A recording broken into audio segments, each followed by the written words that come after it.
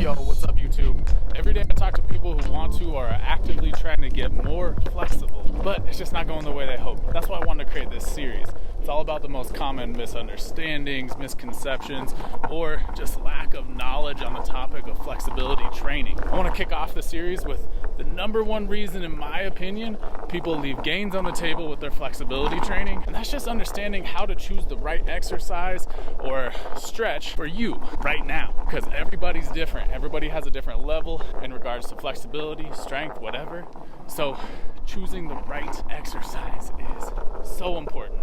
Let's get to it. To choose the best stretch or exercise for you, it's important to understand how you're going to generate stretching force or intensity. To do that, it's helpful to understand the 3 different ways that you can stretch. The first one is generating some sort of force inside of yourself. The second one is using gravity or even gravity plus some sort of weight to generate the force. And the third one is using someone else to generate that force for you. And I'm not a pro athlete. I can't afford to hire someone to stretch me. So for the purposes of this video, we're not gonna focus on that one. I just got to the part to do my workout, and so I'm gonna use the stretches that I'm actually doing today to show you examples of each of these types of stretches.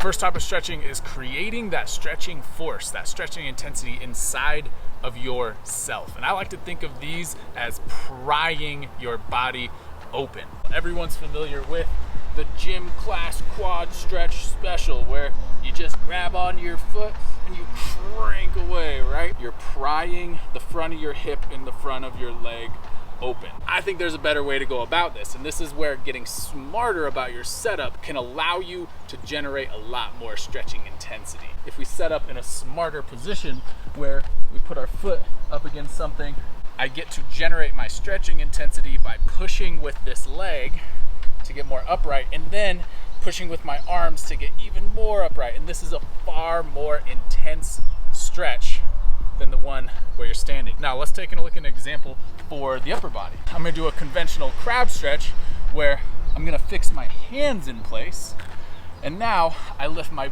butt to pry the front of my shoulder open. You get to moderate the intensity very easily in this stretch just by lifting your hips higher or lower depending on how much you want.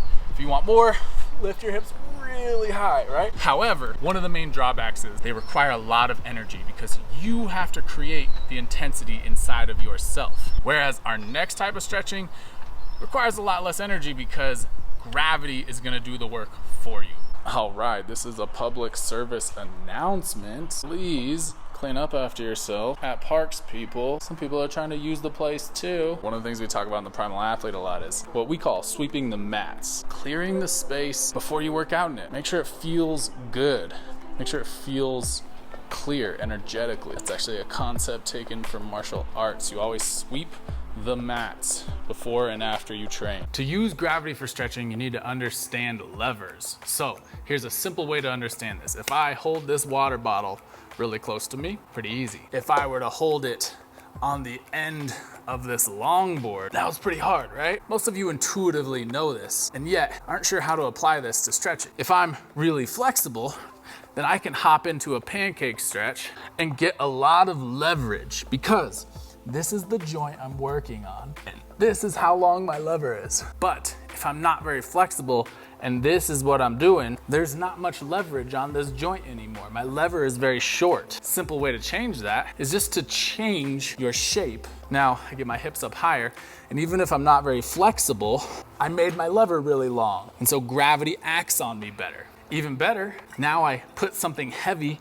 at the end of the lever, and now I'm using weight and gravity to get me even deeper into the stretch to create more intensity of stretching, more force on those muscles. If I'm standing and doing like a standing forward fold, this is okay, but if I wanted to put more load on this joint and therefore the hamstrings, I could actually try to reach and make this lever really long. Let's take it one step further. Let's put all the weight on one side. All that load that was going through two legs is now going through one leg.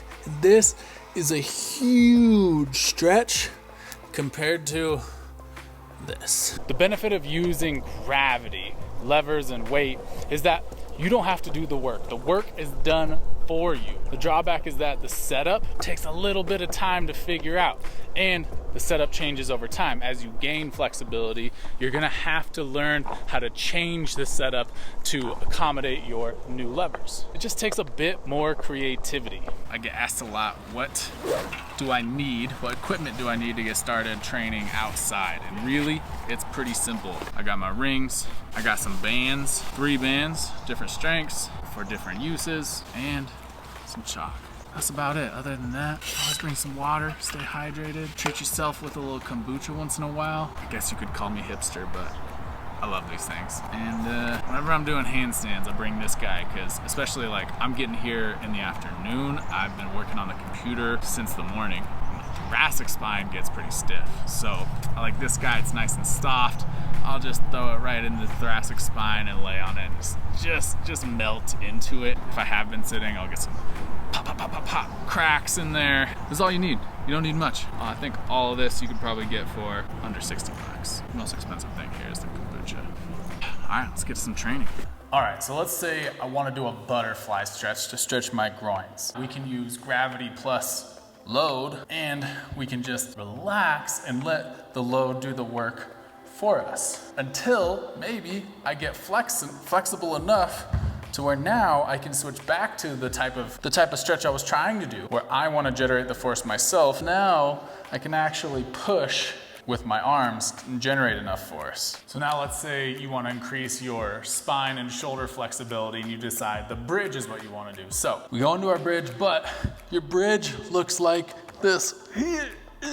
So a bridge should be the type of exercise or stretch where you're generating the force within yourself. Your legs are pushing yourself into your bridge into a deeper position. So we opt for an alternative. We flip that bridge over, fix our hands to the wall, and now we can work on the spine and shoulder flexibility here by both gravity, and we get to leverage by pushing with our feet towards the wall. Once you're flexible enough from doing that, you can get into your bridge, and then you can actually get into it deep enough to create enough force for you to stretch your shoulders and spine. Yo, I just finished up with work for the day. I'm at a parkour meetup with Apex Boulder. I'll see if I can get some sick footy for you guys. To whatever adult human being that lost this gray and brown Vans shoe, I got it. You can call me at JK. I'm gonna give you guys my number. Hit me up at Gym Free Athletes YouTube. Shout out, check us out. Me and Luciano made our own YouTube.